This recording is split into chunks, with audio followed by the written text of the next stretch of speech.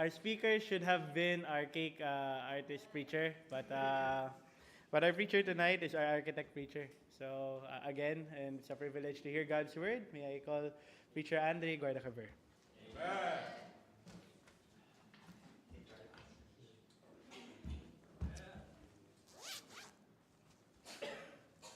Amen. So I started with a praise and thanks. Praise and thank God for the, of course, kahapon. By the way, ako pinagagalak sa edad kong ito, na-attain ko na yung may isang na-attain si pastor na na-attain ko na rin. Sa edad ko nito. Yun po yung sumasakit yung ulo, tsaka gusto niya tahimik. Yes, na-attain ko na rin po yun. Diba? Sa edad kong ito, na-attain ko na yun, ha? Gusto niya tahimik lang, di ba? Well, actually, yesterday, we were in Corfacan, and it was really, peaceful. Peaceful. Peaceful po doon, and, yung parang UFO na nakikita natin doon sa taas, gawa na siya ngayon, pwede na siyang i-visit, kakabukas lang nila. Although may bayad papasok, ang bayad doon is 10 dirhams, per hour lang yon. Hindi, babayad ka doon sa palabas na.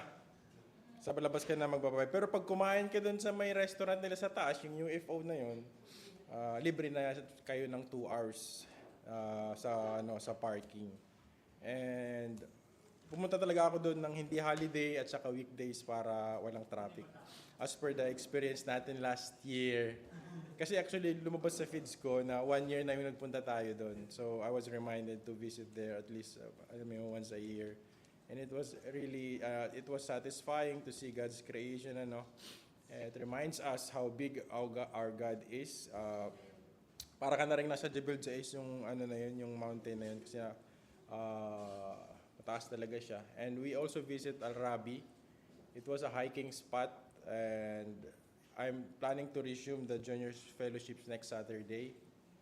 I'm planning to bring them there in No, nasa kabila yun eh. So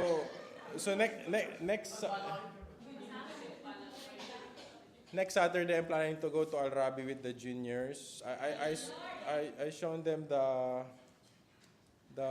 Al Rabi, and because Al Rabi has a couple of Al Rabi Mountain has a couple of options. So if you will go for a hiking trail, there will be a easy, moderate, at saka for experts. There's a yellow line, blue line, red line, and I'm planning to bring the juniors there. Okay, so prepare niyo yung mga shoes niyo. Yung shoes na hindi rubber shoes, yung medyo kumakapit.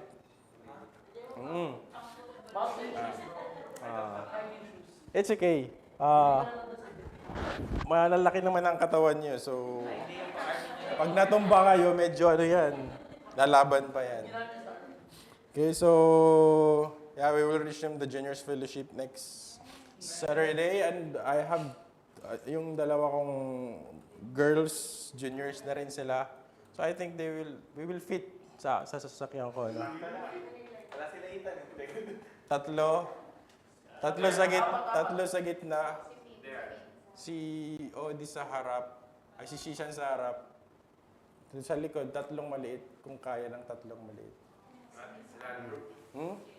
Hindi, si Elisha, si Odi. Yeah. Yan, kung nandito ka ba dahil pag Saturday? Yan. Otherwise, siramin natin yung Fortuner. Yan. Kasi yung pag sa parking pa lang, na yun, packet na talaga yun. So, even the parking was inclined, and easy lang naman. I hope walang mag-LBM last year. Same last year, no? And yun, I personally thank God sa protection ng Panginoon, and experience makakain doon sa kainan nila doon, and Yun nga, maganda siya mag-travel kasi walang traffic. Tinitingnan ko sa Google kung ano talaga yung peak hour at saka yung walang masyadong tao. And ano pa ba? I praise and thank God sa kalakasan. I know a lot of us has may mga sakit, may mga ubo. I don't know, after that Sunday talaga, parang nag-sharing ng blessing tayo ng Sunday, It was, although yung katawan natin lumalaban, if you have cough and cold, it means lumalaban yung katawan nyo. Nagre-react siya. And ako, mainit ako ngayon. Although sanay naman akong hot ako. Tawagan sila. Alright, so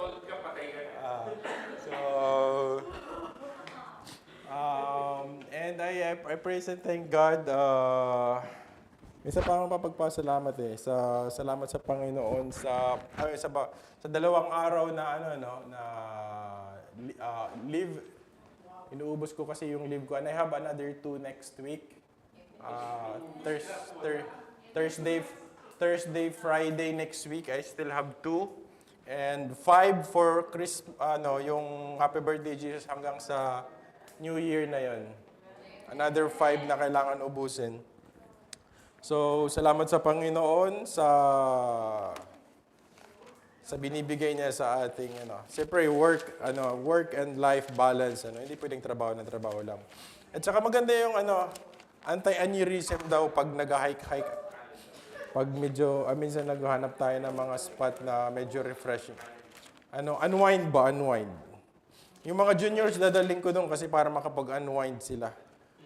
Makapag-isip-isip sila ng kasi masyado na silang napipressure sa mga bagay-bagay. So, doon sila para makapag-isip-isip sila. Okay, so salamat sa Panginoon for that and salamat sa provision at saka sa protection ng Panginoon. And tayo po ay mag-aaral na. By the way, napapansin ko, konti yung men. Pero yung mga baby, puro men, puro boy. Alam ng Diyos na kulang yung men Although we have 3 kids natin, puro boy, May Maya, Josiah, at saka si Andrew. Puro boys. Tapos yung mga ipapanganak pa, puro boy yan. Puro boy. So alam ng Lord, although marami yung ladies, pero yung mga bago, lumalabas talaga mga boy. Yung magiging anak ni Sharina, boy din yan.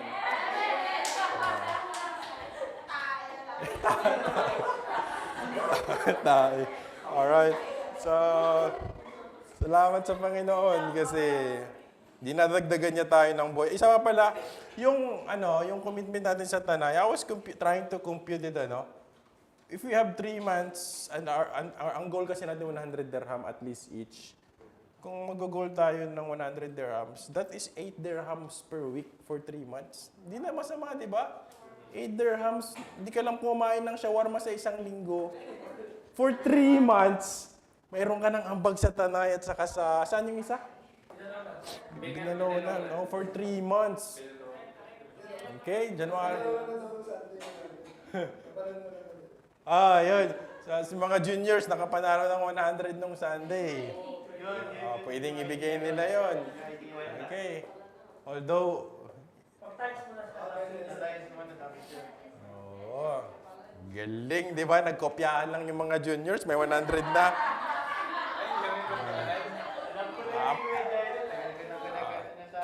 Okay, so, ganun talaga. Mayaman Nagbigay ng 500.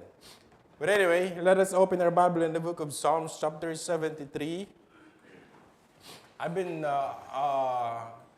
my schedule has been hectic this week, Last Tuesday, I was the speaker. Last Sunday, I was the speaker. And this Tuesday again, I'm the speaker. And this coming Friday, I'm the speaker in Dubai. But sad to say, this Friday, I'm not available. May event may event yung office namin sa hotel. So, may dinner kami. Sa so-called Christmas party, I think I'll be needing the help of Brother Albert kasi si Brother Jaire, sad to say, is nangabilang bansa na, no? So, ganun talaga. Kaya, minsan, we have to be ready, no? Hindi lang spiritual, kundi pati, yung mga puso natin. Kasi, as I've been saying this all the time sa Bible study, hindi palagi tayong magkakasama. Kaya huwag tayo magplastikan dito. Maging totoo kayo sa mga kasama nyo, maging hanggat maaari, maging blessing kayo sa mga kasama nyo kasi you will not be always with each other, ano? And nangyari na yun sa akin, di ba nagpa-Abu Dhabi ako, di ba naiwalay ako dito. Who would have thought na babalik ako dito ng Panginoon? Actually, kinalimutan ko na nga kayo. Joke lang. Okay, it's a joke lang. Pero nung nasa Abu Dhabi ako, it was, I was bracing myself. Like, well, Lord, if this is a new challenge, sige. It was really a challenge, ano? And nakita niyo naman yung output. It was a challenge. Naging kaaway namin yung in charge doon. Hindi naman siya in charge actually. Feeling in charge lang. So, but I present thank God na nag-i-expand tayo. Nakalala natin si Brother Jaire. And although meron talaga sa kanyang calling ng Panginoon, so at least meron tayong kilala na nasa Vietnam, di ba? Okay? So Psalm 73, simulan po natin ating pag-aaral. Let's read this and we will have a short prayer after this. Psalm 73, I'll read it. I'll read it and you just follow me. 73? Yep, 73. Buong chapter po ito, ano? And I'll be reading it. Just follow me with your eyes. Alam ko may mga ubos-sipon kayo, so follow niyo na lang ako kasi buong chapter po ang ating pag-aaralan. Ano? This is a whole package chapter, so hindi ito pwedeng putol-putulin. We have to read it all. Okay?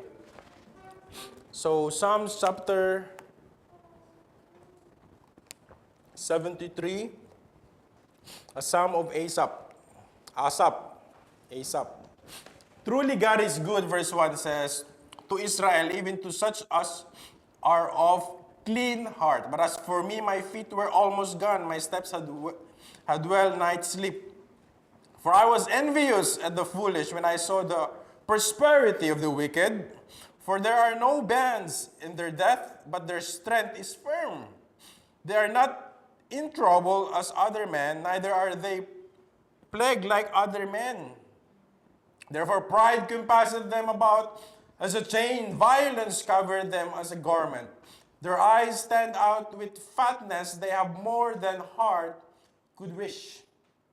They are corrupt and speak wickedly concerning oppression. They speak loftily. They set their mouth against the heavens, and their tongue walketh through the earth. Therefore his people return and waters of a full cup are wrung out to them. And they say, how doth God know? And is there knowledge in the Most High? Behold, these are the ungodly who prosper in the world, they increase in riches.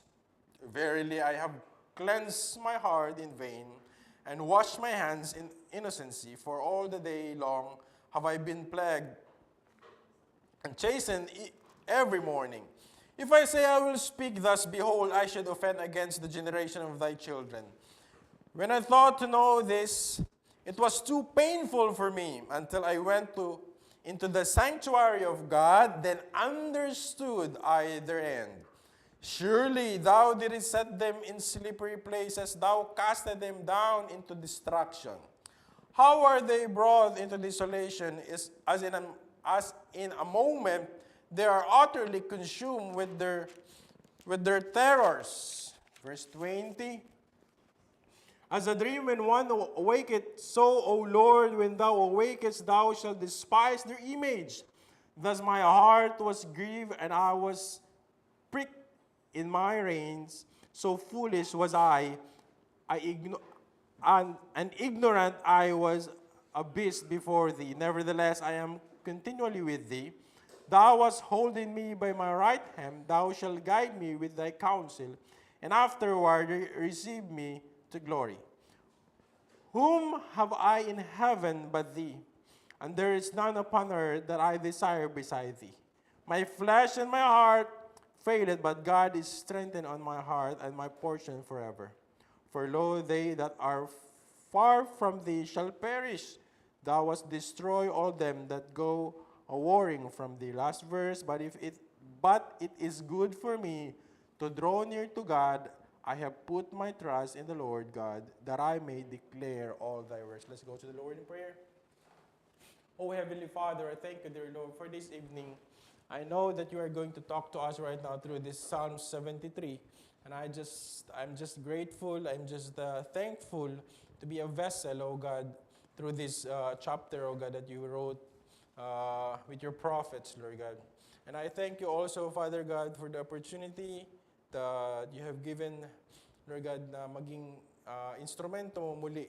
At ikaw po ang mauna, kung manguna, ikaw po ang mataas, madakila sa aming pag-aaralan. Hayaan mo nga na ang lahat ng interpretasyon na lumabas sa aking bibig ay manggaling sa iyong banal na spirito. Ilayo mo kami sa mga maling doktrina, mga maling katuruan.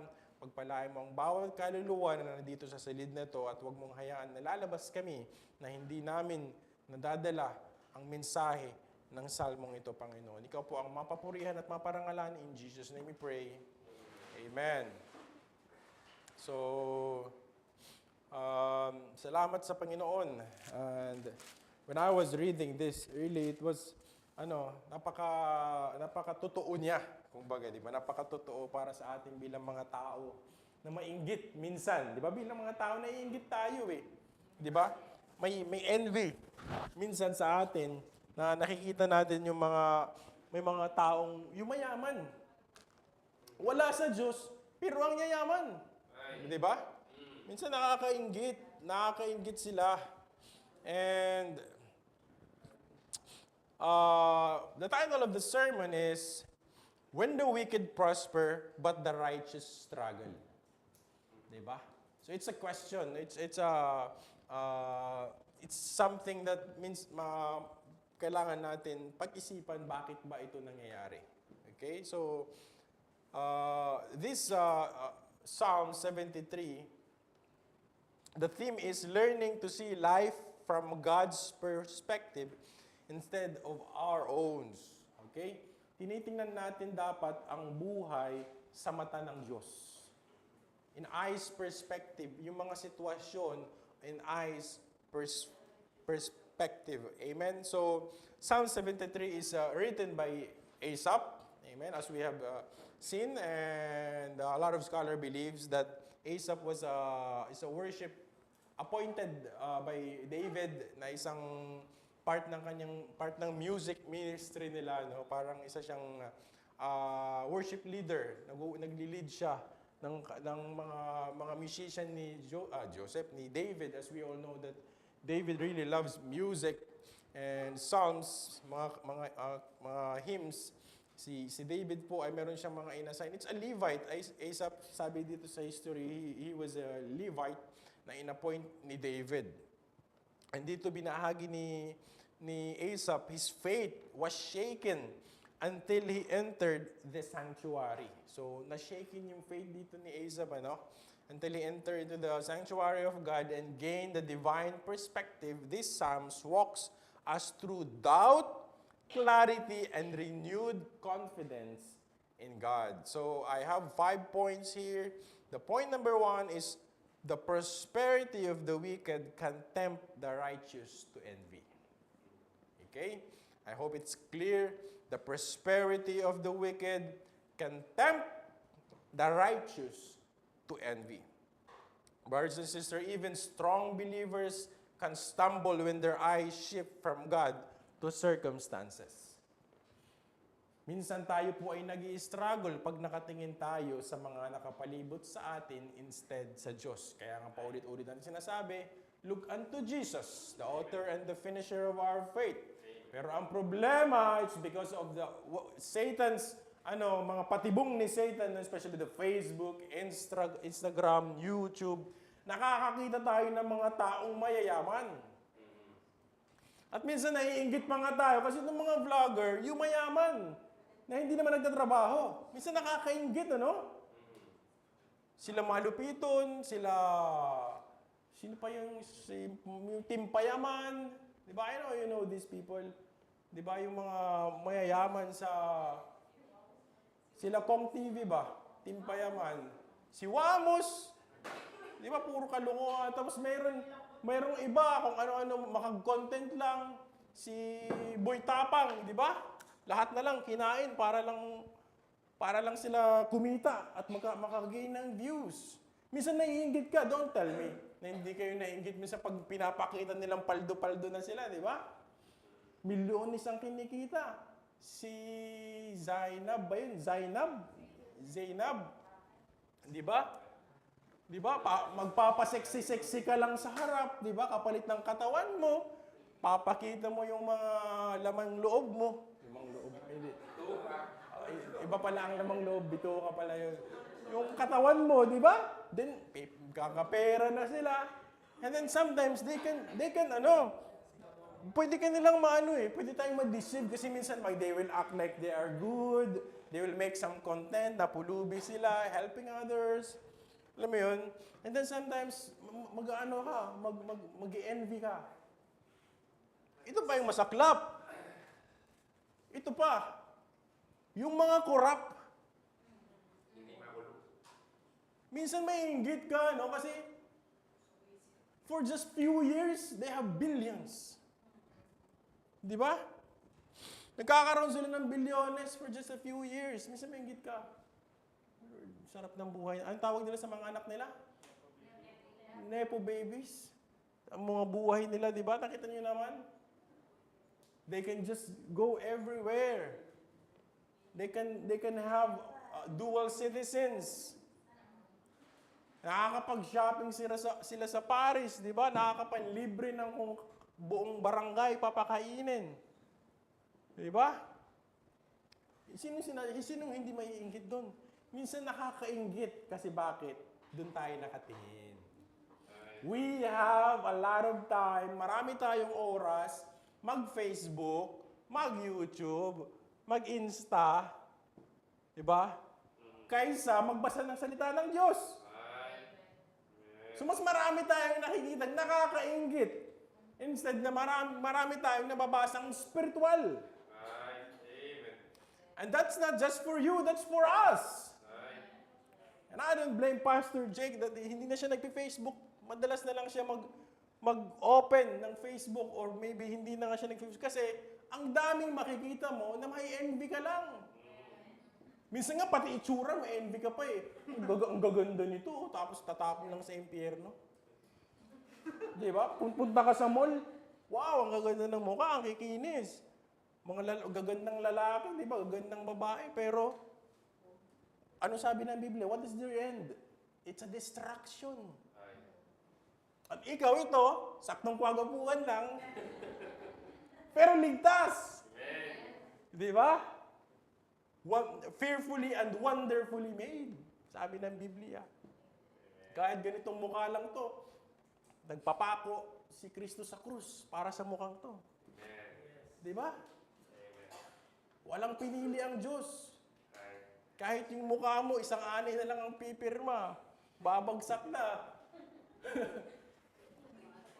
Kailangan mong magalak. Huwag kang mainggit.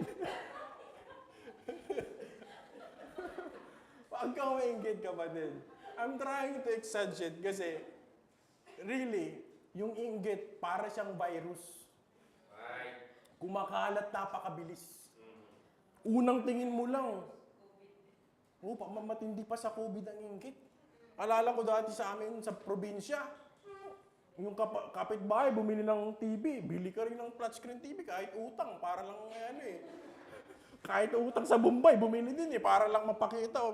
Kasi yung mga bata, nagkikwentuhan sa amin mga bata, mas mayaman na kami sa inyo, may bago kaming TV. Siyempre, nagsumbong sa nanay, mama, mas mayaman na yung sila, kasi may bago silang TV. Bumili din ng TV. umutang sa Mumbai, flat screen din. Bumili ng chandelier, bili din ng chandelier, wala namang paglalagyan. Di ba? Ganon yung inggit sa atin eh. Yung neighbors, grabe sa atin, pasiklaban. Lalo na pag nag-uusap yung Kapampangan at saka mga Batanggenyo, nako, wala talaga nagpapatalo dyan. Ganon tayo eh, especially mga Pilipino, ganon tayo. Grabe tayo mainggit. Kaya nga uso sa atin yung ginagaya.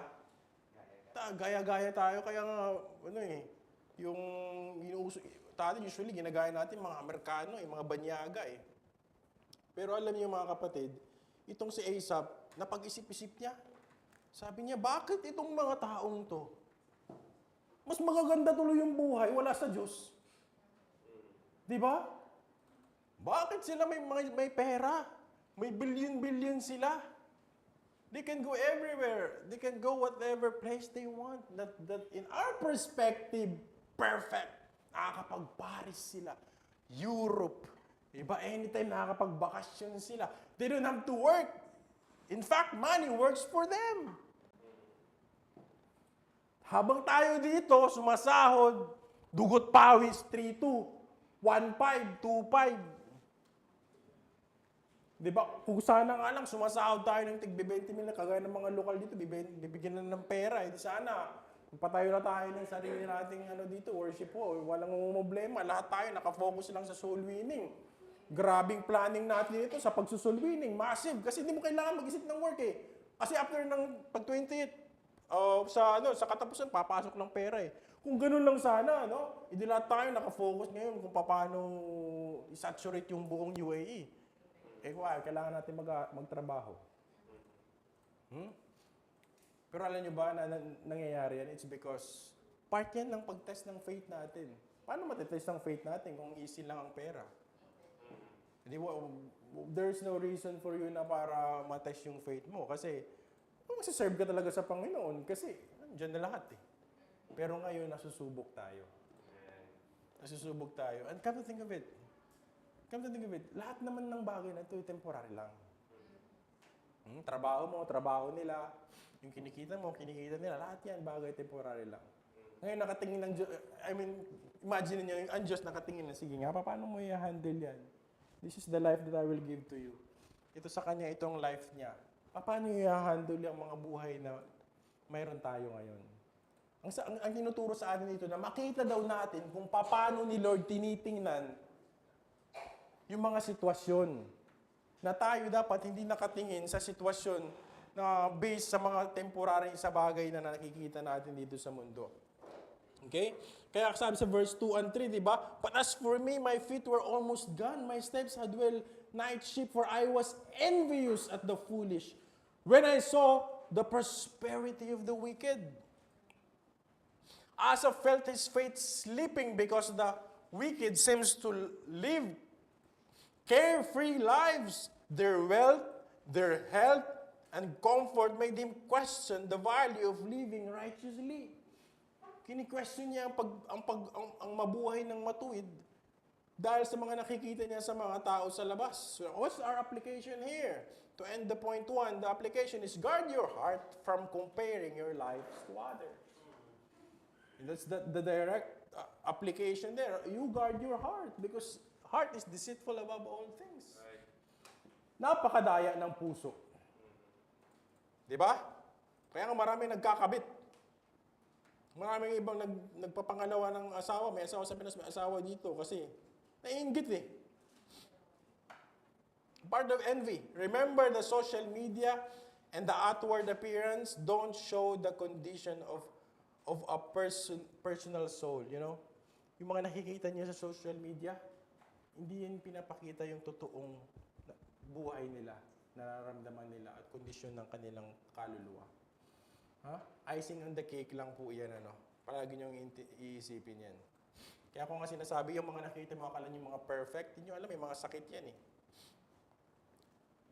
May mga pinagdaraanan din yan. Akala lang natin. Kasi syempre, sino ba magpapalabas sa social media ng negative? Of course, ipapakita niyo sa social media, lahat ng mga gaganda lang, di ba?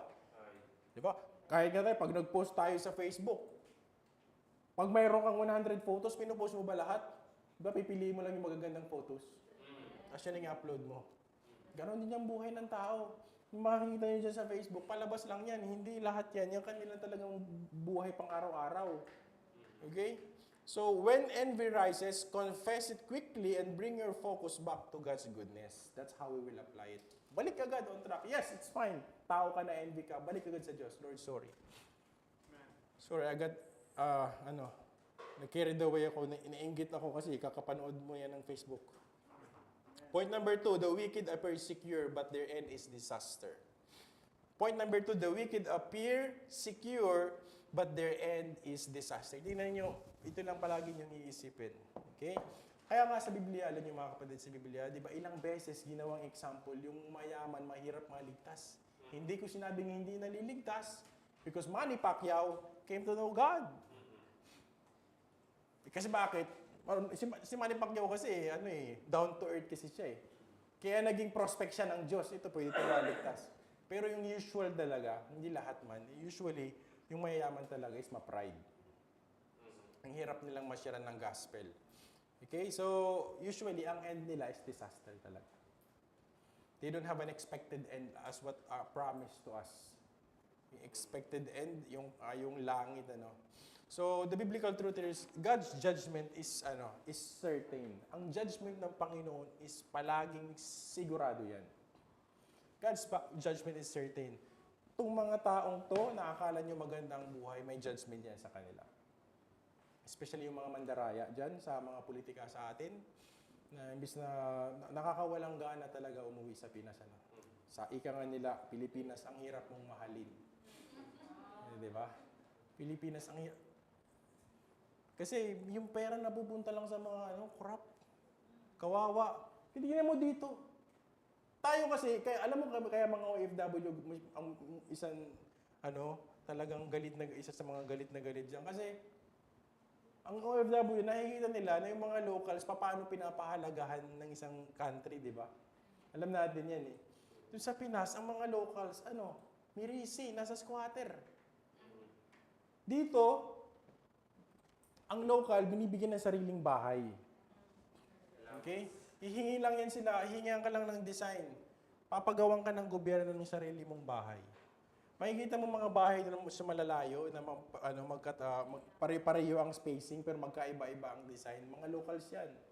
Binibigyan, naalala ko si Sis Alma before, isa sila sa mga kontraktor na gumagawa ng mga bahay ng mga locals. Yung pera, hindi ibibigay sa locals mismo. May budget every family. Okay? And then, yung pera, dadaretso yun sa contractor. Automatic magkakabahay at lupa ka. Ganon sila dito. And then, may subsidy sila. Mayroon silang natatanggap. Kaya ang lalaki ng sasakyan nila kasi libre sila sa gas. O sa Pinas, saan tayo mayaman? Bigas. Isa na libre yung bigas sa locals. Oo. Diba? Di sana naman lang, sabi nga di ba nila na papamurahin daw yung bigas. Kaso mapapamura ka na lang sa mahal. Di ba? Wala. Kaya, ang hirap. So, minsan, mai-envy ka talaga dun sa mayayaman. Pero sabi ng Biblia, what is their end? It's a distraction. Kala mo, may sikretong hindi maitatago mo forever, mabubunyag yan, di ba? Hindi makakatulog yan. Hindi yan patutulogin ng Diyos. Kaya ngayong yaman, akala mo, ang sarap maging mayaman. Iba dyan, hindi pinapatulog ng Diyos. Nakakaisip ng kanilang yaman. Kala nila nanakawin sa kanila. Kaya nga, ang sabi ng Biblia, yung mga pinagpala dapat ready to distribute. Ready ka mamigay. Okay? Siyempre, kailangan mo rin mag-manage ng pera, pero kailangan hindi ka madamot. Yun ang pinagpapala na galing sa Diyos. Pero yung mga madadamot dyan, ng mga bilyones yung tinatago, hindi yan galing sa Diyos, kayamanan. Amen? So, sabi nga sa verse 18, di ba? Surely thou didst set them in slippery places, thou casteth them down into destruction. Sabi sa verse 18. So Asaph realized that although the ungodly seemed secure, they were actually on unstable ground. Their prosperity was temporary, but their destruction is unrepented. yung kanilang judgment sa kanila is talagang hindi nila, kaya iba sabi nga sa Proverbs, di ba? Wala daw ungodly na hindi mapaparusahan. Wala daw ungodly na hindi mapaparusahan. So what is our application ng point number 2? Don't measure people by what they have now. Consider eternal destiny. Okay? Wag niyong i-measure kung anong mayroon sila ngayon kasi mainggit lang kayo sa mga boss niyo, sa mga managers niyo. Okay? Huwag kayong mainggit kung anong mayroon sila ngayon. I-measure niyo yung mga taong 'yan. Ano ba ang eternal destiny nila? Trust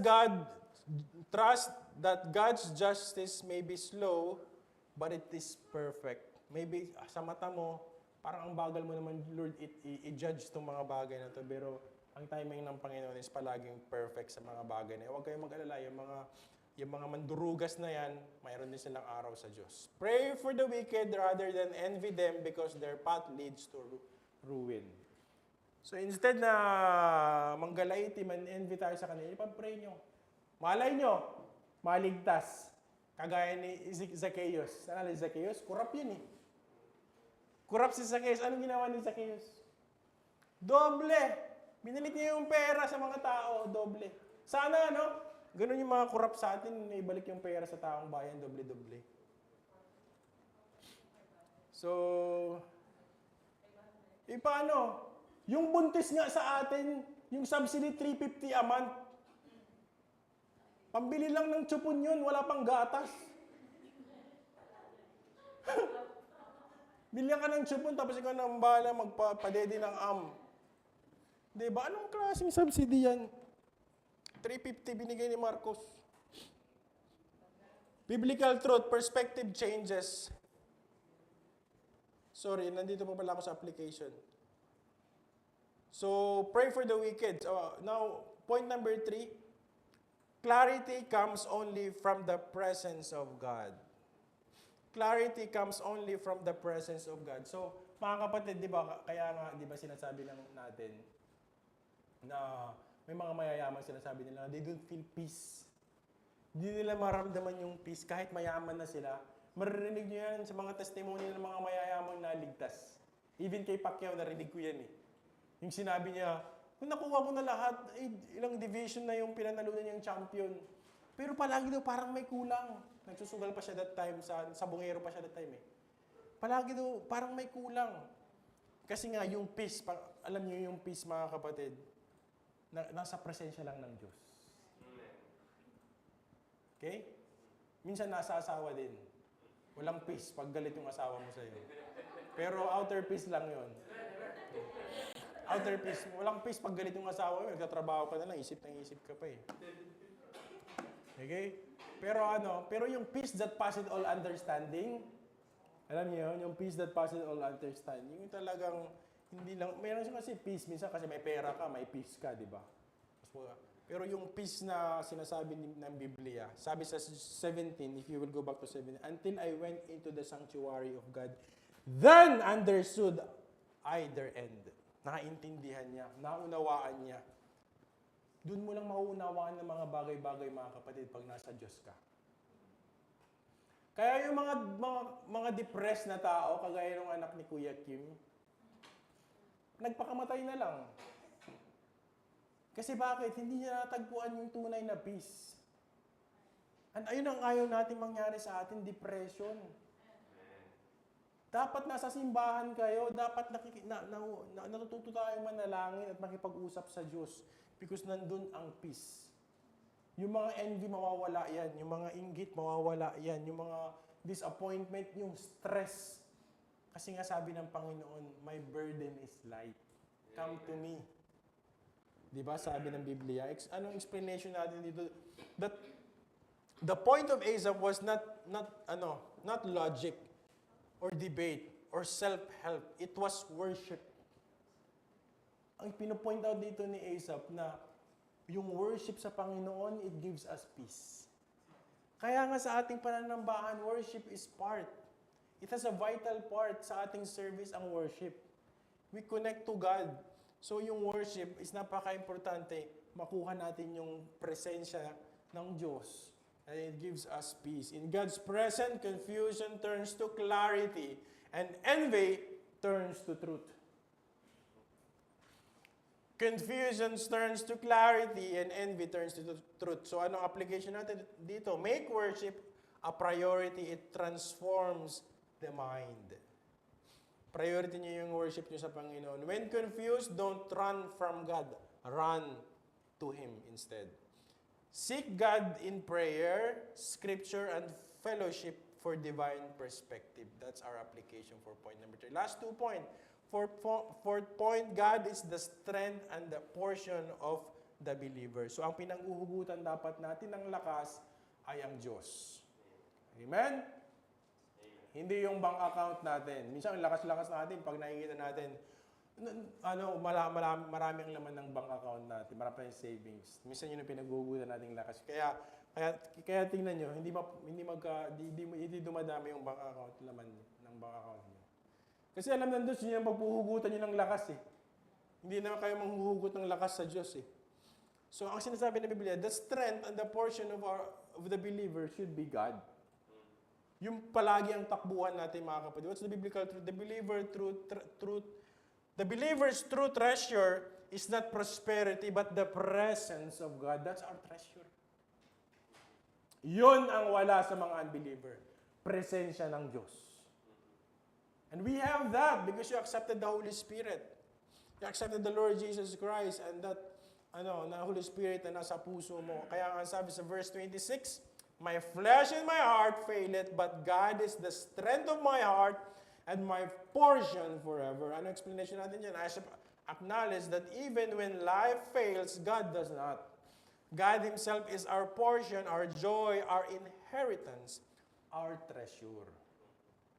Application natin, lean on God when physically or emotionally or financially weak. Lean on God. Tiwala kayo sa Diyos. Rejoice in God more than His gifts. Mas i-rejoice niyo ang Panginoon kasi sa mga natatanggap niyo sa Panginoon. Yung natatanggap natin sa Panginoon, yung mga salary natin, kung ano man yan, mawawala din yan. Kaya dapat nagre-rejoice tayo sa giver, hindi sa gifts. Find your identity not in success, but in belonging to God. Find your identity not in success, but in belonging to God. Okay? So mas dapat nagagalak kayo, nakaparte kayo ng pamilya ng Diyos. Point number 5, the last point. It is good for the righteous to draw near to God. This is the last part of the Psalm 73. It is good for the righteous to draw near to God. This is connected to what I discussed last week, drawing near to God. The ultimate good in life is closeness to God. Ito pala yung sinasabi, no? Ang pinakamagandang buhay na may isa sa pamuhay natin ay ang buhay na malapit tayo kay Kristo. Wala na mas ibang higit pang magandang buhay, kundi ang buhay na malapit tayo sa Diyos. Keep close to Jesus. Keep close to Him. Sabi sa verse 28, but it is good for me to draw near to God. I have put my trust in the Lord God, that I may declare all Thy works. Asaph ends the Psalms transform rather than complaining. Pinakita niya natin na instead na mag-complain tayo, maging matransform tayo. He now declares God's works. He now declares God's works. Nearness to God replaces doubt with confidence. Our application here for this last point, make daily fellowship with God your highest priority. Ang fellowship natin sa Panginoon should be our highest priority. Isa kasi may fellowship lang tayo pag may gawain. No, every day our highest priority is the fellowship with God. Because if you are right with God, you will be right with your family, you will be right with your job, you will be right with your friends, you will be right with your classmates if your priority is God. Magiging tama ka. Sa mata ng Diyos. Hindi man yun sa mata ng tao.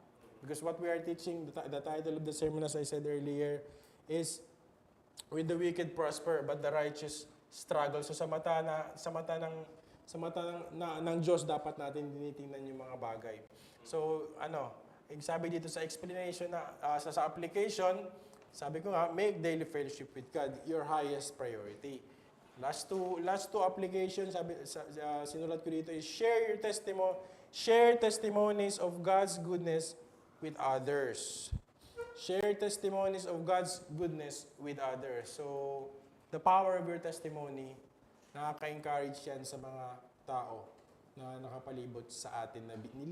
Alam nyo, yung mga taong nasa palibot natin, yung mga taong strategically nilagay ni Lord malapit sa atin, yan yung mga taong nilagay ng Lord kasi they might need your testimony at ma-encourage sila. In every trial, choose to trust God instead of questioning Him. Imbis na questionin nyo ang Diyos,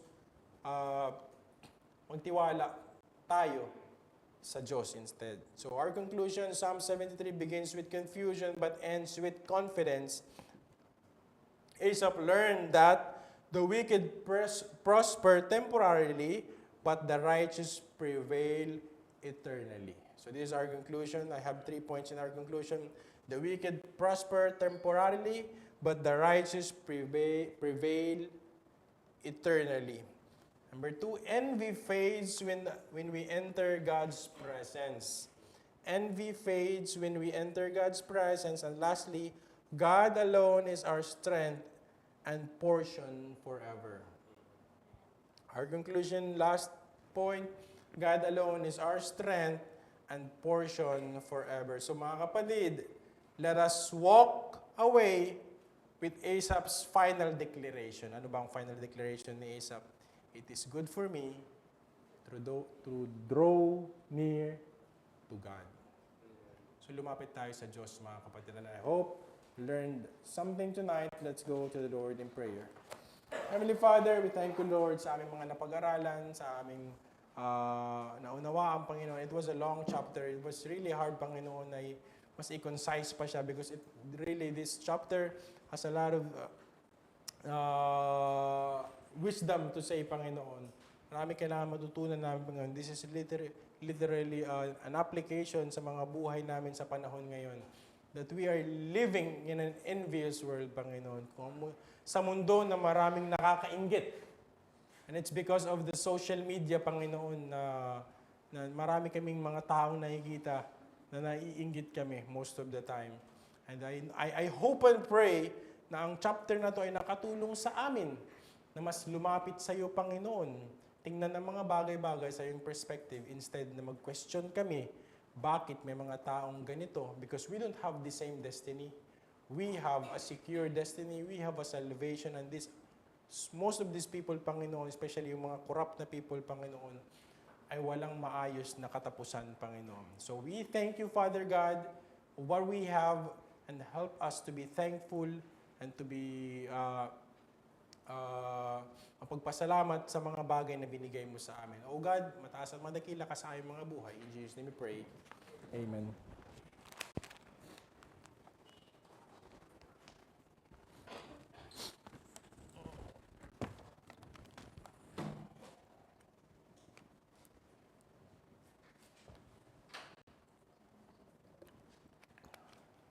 Okay, so tayo po ay dumako na sa ating prayer time.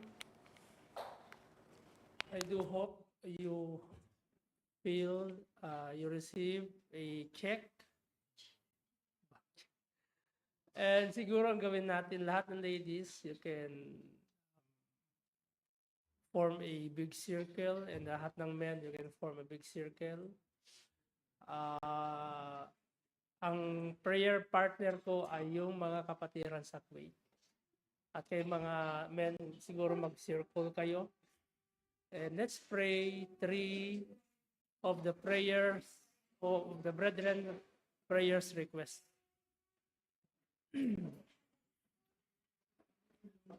Let's pray for at least 3 of the brethren prayer requests. And after you pray, don't be in a hurry. Just pray. And nasa yung prayer request sila? ng Kuwait. Siguro, sa susunod ang gawin mo, gumawa ka ng PowerPoint, copy-paste mo, tapos ilagay mo sa PowerPoint prayer request. Para, para makita. Ano pag gaganito kalayo.